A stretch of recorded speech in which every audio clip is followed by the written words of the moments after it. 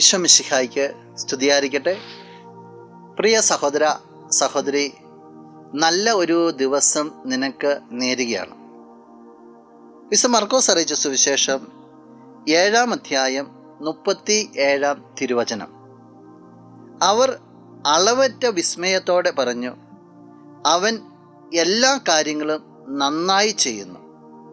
ബധിരർക്ക് ശ്രവണശക്തിയും ഊമർക്ക് സംസാരശക്തിയും നൽകുന്നു. ഈശോ ഒരു ബധിരനെ സുഖപ്പെടുത്തിയ ഒരു രംഗവുമായി ബന്ധപ്പെട്ടാണ് ആളുകൾ വിസ്മയത്തോടെ ഇങ്ങനെ പറയുക, അവൻ എല്ലാ കാര്യങ്ങളും ഭംഗിയായിട്ട് ചെയ്യുന്നു. അവൻ എന്താ പ്രവർത്തിച്ചേ? സങ്കടപ്പെട്ടു വരുന്നവരുടെ സങ്കടം നീക്കാൻ വേണ്ടി ഈശോ രംഗത്തിറങ്ങി എന്നുള്ളതാണ്.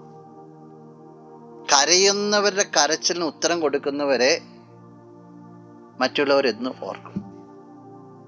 ആശ്രയമില്ലാത്തവർക്ക് ആശ്രയമായി തീരുന്നവരെ എന്നും ആളുകൾ ചേർത്ത് പിടിക്കും.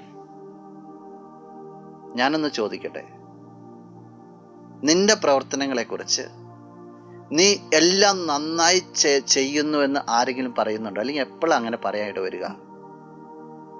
നീ ആളുകളുടെ ഹൃദയത്തെ സ്പർശിക്കാൻ തുടങ്ങിയാൽ ആളുകൾ പറയും.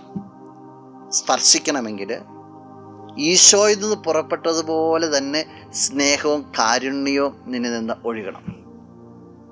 നിനക്കത് സാധിക്കട്ടെ. നമുക്ക് പ്രാർത്ഥിക്കാം. കണ്ണുകളടച്ച് കരങ്ങൾ കൂപ്പാം. നല്ലവനായ കർത്താവേ, നിന്നെ ഞങ്ങൾ സ്തുതിക്കുന്നു, ആരാധിക്കുന്നു, മഹത്വപ്പെടുത്തുന്നു. നിന്റെ കൃപയ്ക്ക് പ്രത്യേകമായിട്ട് നന്ദി പറയുന്നു. നിന്റെ സ്നേഹത്താൽ നിറയപ്പെട്ടെന്ന് പ്രാർത്ഥിക്കുന്നു. നിന്റെ അഭിഷേകത്താൽ നിറയപ്പെട്ടെന്ന് പ്രാർത്ഥിക്കുന്നു. ഈശോയെ, എല്ലാ കാര്യങ്ങളും ഭംഗിയായിട്ട് ചെയ്യുവാനായിട്ട്, നിന്റെ ഹൃദയത്തെ സംശീകരിച്ചുകൊണ്ട് നീ പ്രവർത്തിച്ചതുപോലെ തന്നെ പ്രവർത്തിക്കുവാനായിട്ട് ഈ വ്യക്തിയെ നീ അനുഗ്രഹിക്കണം.